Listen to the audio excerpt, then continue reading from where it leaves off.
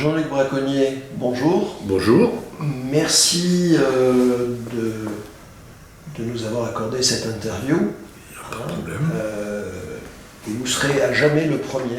D'accord. Puisque vous inaugurez cette séquence de Parole 2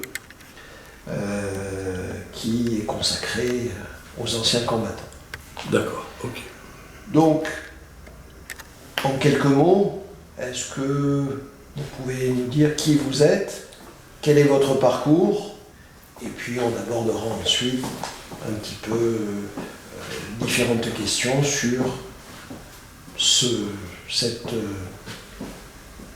vision que vous avez de l'armée, de la France, et puis des métiers de la sécurité, puisqu'aujourd'hui vous êtes orienté dans ce secteur-là.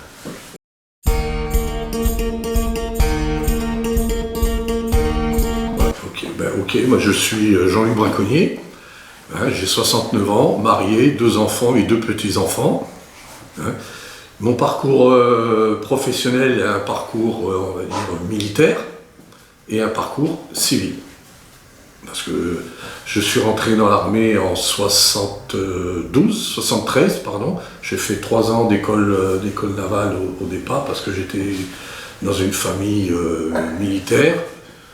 Je suis rentré au collège naval. Ensuite, au bout du collège naval, j'ai fait l'école de Mestrance Aéro à Saint-Raphaël. J'ai fait de la formation, j'ai fait ma spécialité à Rochefort. Ensuite, je suis parti en unité 17F et 6F de la Marine nationale. J'ai eu la chance de pouvoir aller sur les porte-avions Foch et Clemenceau qui malheureusement n'existent plus. J'ai eu la chance de faire des appontages, des catapultages. Je me suis marié avec une fille de l'armée de l'air, donc j'ai quitté la marine en tant que maître BS et je suis parti dans l'armée de l'air où j'ai rejoint la base aérienne de Istres sur C-135.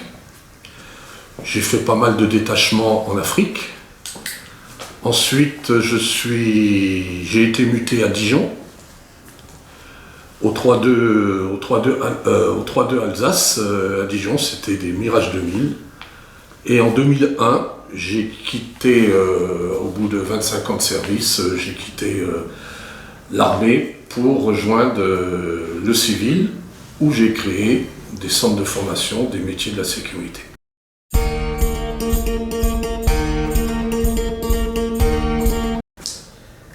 L'armée, pour vous, représente quelles valeurs? Les valeurs de la France, les valeurs de la patrie, être volontaire rentrer dans l'armée, c'est quelque chose, moi, qui m'a toujours j'ai toujours aimé rentrer dans ce métier, être militaire. Être militaire parce que j'avais envie de bouger, j'ai eu la chance de bouger beaucoup, d'aller beaucoup dans les pays autres que la France, de connaître des populations que je connaissais pas. J'ai connu des gens bien, moins bien, pas bien, mais l'armée pour moi c'est la patrie, c'est la France, c'est la nation, c'est plein. J'arrive pas à l'exprimer, mais j'aime ce métier parce que on est là pour défendre la France, défendre la population française. Il faut pas oublier que beaucoup de militaires, et j'ai fait partie de ceux-là, on est parti rechercher des coopérants qui avaient des problèmes, disons, dans les pays où ils habitaient. Donc, pour moi, je ne peux pas expliquer correctement ça. Et vous faites, vous nous avez en aparté fait part, et vous l'avez rappelé à l'instant, de ce passé riche au niveau familial, avec ce lien indéfectible avec la France libre. Au cours de cette carrière longue et diverse, Est-ce que vous avez perçu des changements au niveau de l'armée, de son fonctionnement, de son intégration des jeunes? Que pourriez-vous nous dire là-dessus? J'ai vu des changements, moi, c'est lorsqu'il y a eu la fin du service militaire.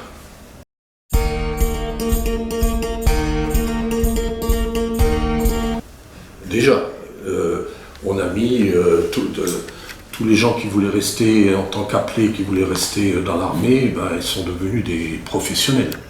On est devenus des professionnels, on va dire des fonctionnaires. Parce que dans l'armée, on pouvait, si demain on me demandait, moi je me suis vu par exemple pendant 10 ans partir 8 fois à Noël et à Nouvel An. Je n'ai pas passé Noël et Nouvel An avec ma famille. Donc, parce que j'étais volontaire et j'avais envie de partir, j'avais envie de voyager. Donc c'est vrai que j'ai vu ce changement avec la fin du service militaire. La fin du service militaire, on n'a plus cette jeunesse qu'on voyait où il y avait l'intégration de tous les gens qui soient d'origine française, étrangère, mais qui sont devenus français, on était ensemble. Hein, on allait, pour un certain nombre, quand on voit des gens, moi j'ai côtoyé, on a emmené des gens qui en Afrique, par exemple, des troupes de marine et ainsi de suite, et on voyait des personnes de toute génération, mais de tous les pays, qui étaient français. Actuellement, il y en a encore, heureusement, mais ce n'est pas comme avant, c'est différent. Les gens rentrent plutôt dans l'armée pour un métier, disons, pour un salaire. Donc le service militaire était un véritable creuset d'intégration. Bien sûr, bien sûr. C'est dommage que ça soit enlevé, une idéologie de certaines personnes. On ne veut plus d'armée, on veut plus si. On écouterait un certain nombre de personnes, on n'aurait plus d'armée. Hein, mais l'armée, on en a besoin. On en a besoin pour les intérêts français à l'étranger, les intérêts de certaines entreprises, des intérêts de certaines personnes. Il y a beaucoup de Français qui s'en vont à l'étranger, travailler à l'étranger. Ces gens-là, quand on se trouve dans un pays qui se trouve où il y a une révolution et ainsi de suite, ces gens-là, il faut aller les chercher, il faut aller les protéger. Ils travaillent pour la France, que ce soit des professeurs, des fonctionnaires et ainsi de suite. Ces gens-là, il faut aller les aider, il faut aller les chercher. Hein, c'est vrai que c'est vraiment particulier, c'est particulier. On fait plus actuellement de l'assistance. Hein, de l'assistance, et c'est vrai que quand on voit par exemple, moi j'ai connu Kadhafi. Pour les gens de ma génération, on ne s'est pas battu contre l'islam, on se battait contre les Russes. Hein, Kadhafi, les Russes, c'était les Russes. Après, il y a eu un changement. Les jeunes qui sont actuellement dans l'armée, ils se battent pour une idéologie. On les a envoyés au Mali, on les a envoyés dans certains pays pour combattre l'intégrisme.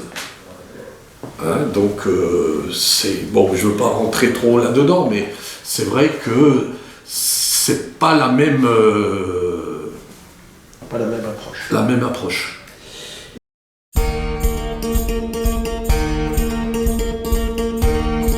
Et aujourd'hui, vous avez beaucoup travaillé à la formation des jeunes, à l'intégration des jeunes. Est-ce que vous pouvez nous en parler? Et si aujourd'hui, vos enfants ou petits-enfants vous disaient je souhaite rentrer dans l'armée, que leur diriez-vous? Vas-y. Va, parce que je pense qu'il y a beaucoup de jeunes. Moi, j'ai eu au contact des jeunes qui voulaient faire de la réserve dans le milieu militaire. Je le vois pendant ces 10 ans où je me suis occupé de la formation militaire de ces jeunes. Beaucoup de jeunes sont rentrés dans le milieu militaire. Beaucoup de jeunes sont rentrés dans la gendarmerie, beaucoup de jeunes sont rentrés dans la police, beaucoup de jeunes sont rentrés chez les pompiers. Donc ils ont tous été vers des métiers où il y avait de la discipline. Ils avaient besoin de ça. Moi, quand j'ai eu ces jeunes, quand je les ai pris au premier jour et ainsi de suite, on en avait 60, 40, 60, des fois on en a eu 100, on en perdait 10% les 2 premiers jours. Pourquoi? Parce qu'ils avaient quitté papa-maman, il fallait se lever à 6h30, il y avait une certaine discipline, il fallait marcher au pas, on rouspétait contre eux. Mais ils acceptaient excusez-moi le terme, mais l'engueulade. Ils acceptaient. Parce que je leur disais, n'oubliez pas les gars, ou les filles, parce qu'il y avait aussi beaucoup de filles, je leur disais, attention, à la fin de la session, des 15 jours et des 3 semaines, présentation au drapeau. Il y aura papa, maman, papi, mamie. Ils vont être fiers de vous voir en uniforme, fiers de vous voir défiler. Ils vont pleurer. Donc c'est à vous de montrer le meilleur de vous-même. Et ces gamins, et ces gamines, ils étaient fiers. Ils étaient contents, ils bombaient le torse, ils avaient le FAMAS, ils défilaient, et ainsi de suite, ils chantent. On leur apprenait des chants. Et ils étaient contents vis-à-vis des parents.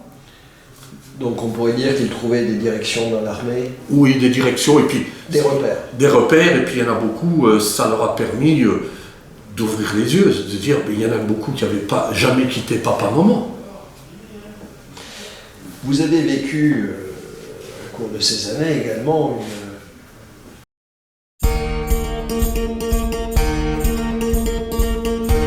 progressivement la féminisation de l'armée. Oui.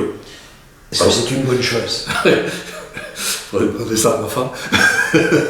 Non, ma femme, elle est rentrée dans l'armée, c'est une des premières femmes qui est rentrée dans l'armée de l'air en tant que technicienne. Elle s'est éclatée là, dans ce métier, elle a eu de la chance de pouvoir... moi, ce qui m'a fait rire, moi, une fois, quand ma femme était sur C-135, qu'on est venu me demander à moi si ma femme pouvait partir en mission.